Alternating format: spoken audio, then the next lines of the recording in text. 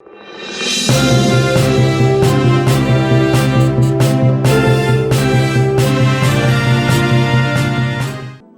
کی عدالتی یا سیاسی تاریخ میں ایسا نہیں ہوا کہ ایک قانون ابھی معارضے وجود میں نہ آیا ہو اور ایک حکم امتناعی کے تحت اس کا عمل درآمد روک دیا جائے۔ ہم یہ سمجھتے ہیں کہ یہ غیر آئینی اور غیر قانونی اقدام تھا کہ قانون کی شکل اختیار کرنے سے پہلے ہی اس کا عمل درآمد روک دینا، اور ایک ایسا قانون جس کی آئین اجازت دیتا ہے اور آئین میں یہ بات درج ہے کہ چیف جسٹس کا اختیار بینچز بنانے کا وہ آئین اور قانون کے تابع ہے۔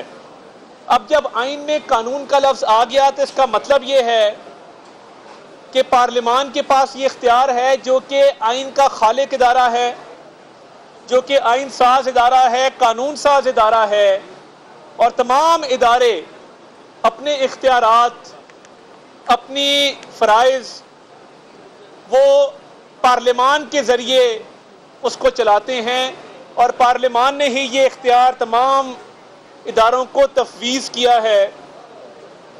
مگر اس قانون کے مطابق جو بینچ اس وقت بن رہے ہیں میں ان کو غیر قانونی سمجھتا ہوں۔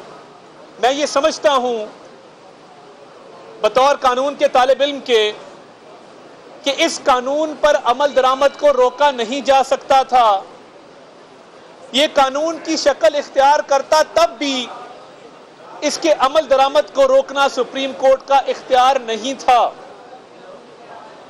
اور چیف جسٹس صاحب جن کے اختیارات کے حوالے سے یہ قانون بنایا گیا اور جس قانون کے تحت ان کے اختیارات محدود ہوئے، وہ خود اس کیس کو سن کے فیصلہ کیسے کر سکتے ہیں؟ چاہیے تو یہ تھا کہ وہ کہتے کہ میں اس کیس سے علیحدگی اختیار کرتا ہوں اور میں اس کیس کو نہیں سنوں گا کیونکہ یہ میرے اختیارات سے متعلق ایک کیس ہے اور اس سے میرے اختیارات متاثر ہوتے ہیں، تو اس لیے میں فل کورٹ تشکیل دیتا ہوں، مگر بطور ماسٹر آف روسٹر میں خود اس کیس میں بیٹھنا مناسب نہیں سمجھتا۔ اور آپ کو پتہ ہے کہ چیف جسٹس کا جو انتظامی اختیار ہے وہ صرف اس وجہ سے ہے کہ وہ سینئر ہیں، اس کے علاوہ باقی سپریم کورٹ کے ججز کے ساتھ وہ برابری کی سطح پہ ہیں۔ He is one among equals۔ One among equals کا مطلب یہ ہے کہ تمام ججز کو ایک ہی طرح کا مرتبہ اور درجہ حاصل ہے، صرف سینئر ہونے کی وجہ سے انتظامی امور چیف جسٹس آف پاکستان سر انجام دیتے ہیں، مگر بینچ بنانے کا اختیار یہ کلی طور پہ چیف جسٹس کی صوابدید نہیں ہے۔ اس میں ایک اجتماعیت کی سوچ ہے، یہ اجتماعی اختیار ہے۔ جہاں جہاں آئین میں یہ درج ہے کہ سپریم کورٹ کے کیا اختیارات ہیں، وہاں وہاں لفظ سپریم کورٹ آیا ہے، لفظ چیف جسٹس نہیں آیا، اور جہاں جہاں کہا گیا ہے کہ یہ اختیارات ہوں گے سپریم کورٹ کے، ملک کی تمام اتھارٹیز اس کے تابع ہوں گی، اس کے حکم کے تابع ہوں گی، وہاں چیف جسٹس نہیں لکھا گیا، سپریم کورٹ لکھا گیا ہے۔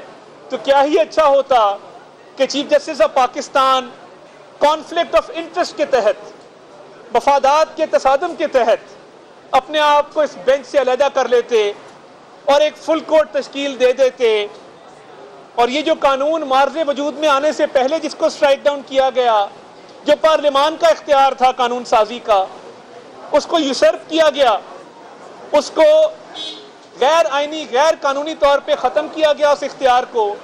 تو کیا پارلیمان اب قانون سازی نہ کرے؟ کیا یہ سمجھ لیا جائے کہ قانون سازی سپریم کورٹ کا اختیار ہے؟ یہ بڑی تکلیف دہ باتیں ہیں، اور جو تاثر قائم ہو رہا ہے وہ آئین کی خلاف ورزی کا ہے۔ اور یہ اس کیس میں پاکستان بار کونسل کو بھی نوٹس جاری کیے گئے، وہ بھی اس کیس میں پارٹی ہیں، اور یہ کیسا انصاف ہے کہ ایک طرف پاکستان بار کونسل وہ درخواست گزار ہے مظاہر علی اکبر نقوی صاحب کے خلاف सुप्रीम जुडिशल काउंसिल में जो मज़ाहिर अली अकबर नकवी साहब के असासा जात, टैक्स एवेजन और बाकी जो इल्ज़ामात के हवाले से दरखास्तें आई हैं, पाकिस्तान बार काउंसिल उसमें दरखास्त गुजार है और इस केस में भी पाकिस्तान बार काउंसिल पार्टी है। तो ये कैसे मुमकिन हुआ कि वो इस केस को सुन रहे हैं? जब आपके खिलाफ दरखास्त देने वाला आपके सामने खड़ा है तो असूली तौर पे एथिकली, मॉरली मज़ाहिर अली अकबर नकवी साहब को भी ये केस सुनने से माजरत करनी चाहिए थी।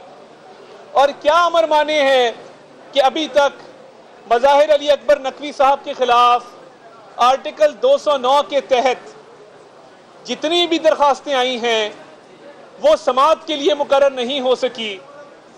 क्या उनको ये प्रोटेक्शन इसलिए हासिल है कि उन पे इल्ज़ामात जो हैं वो दुरुस्त हैं?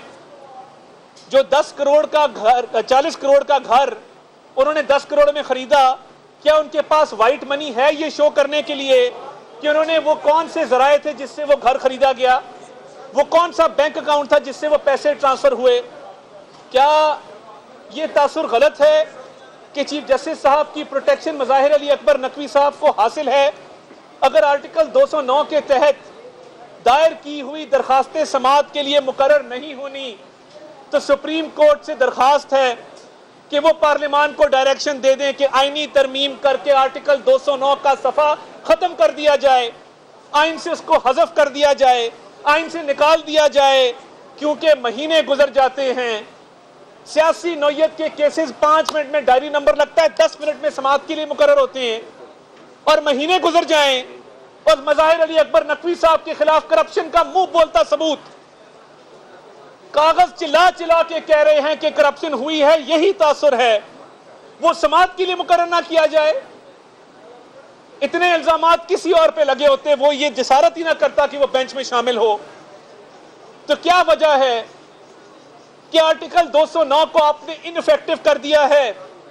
आर्टिकल आपने एक पार्लियामान का इख्तियार कानून साजी का तो ले लिया और उस कानून साजी का इख्तियार लेने के साथ साथ उस कानून को मार्ज़े वजूद में आने से पहले ही अमल दरामद रुकवा दिया। मान लिया हम कोर्ट में खड़े हैं, लीगल आर्ग्यूमेंट्स दे रहे हैं, मगर क्या आपने आर्टिकल 209 को भी रोक दिया है?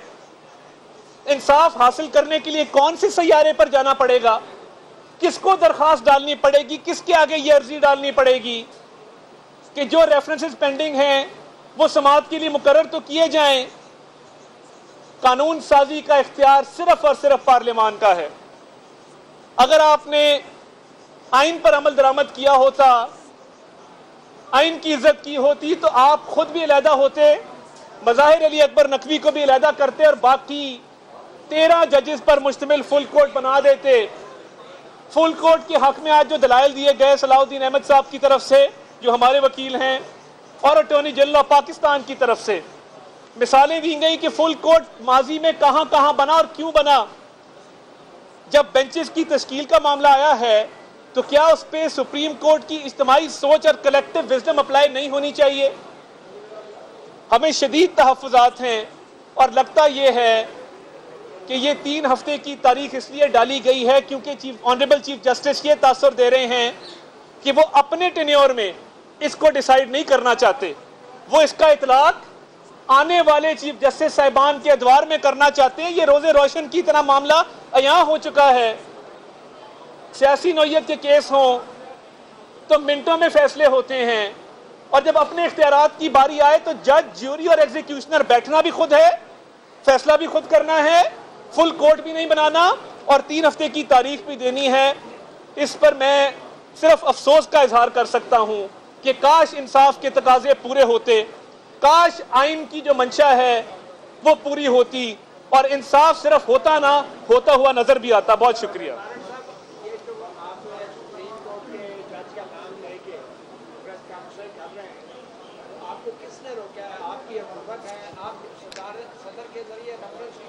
वो इसलिए नहीं भेजते कि उसमें एक कानूनी दिक्कत है। काजी फाइजीसा के केस में ये डिसाइड हो गया कि सदर अपना माइंड अप्लाई करेगा, अपना माइंड अप्लाई करने के बाद वो रेफरेंस भेजेगा, मगर एक तजवीज़ ज़रूर ज़ेरे गौर है कि पार्लियामान सदर کا مائنڈ ہوتا تو وہ میٹر کرتے, ان کا مائنڈ نہیں ہے اس لیے وہ میٹر نہیں کرتے. تو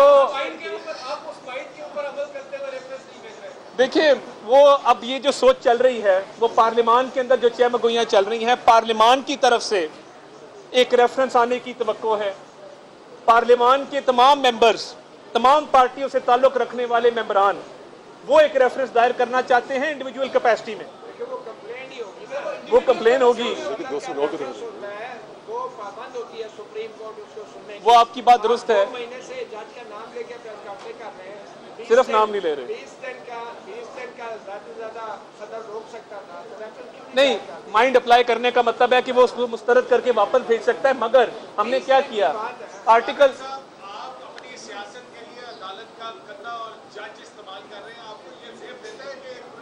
ہم نے کیوں کر رہی ہے. آج پبلک اکاؤنٹس کمیٹی نے معاملہ ٹیک اپ کیا. ہم صرف عدالت میں سیاست نہیں کر رہے جو آپ کہہ رہے ہیں. پبلک اکاؤنٹس کمیٹی نے آج اپنا اجلاس بلایا ہے اور وہ آمدن سے زائد اثاثہ جات کی, ٹیکس ایویژن کی اور جو باقی الزامات لگائے گئے ہیں اس کی تحقیق کرے گی. اگر آرٹیکل 209 نہیں اس کا اطلاق ہوتا تو ہم نے پارلیمان کے فورم کو استعمال کیا, ہم اور کدھر جائیں.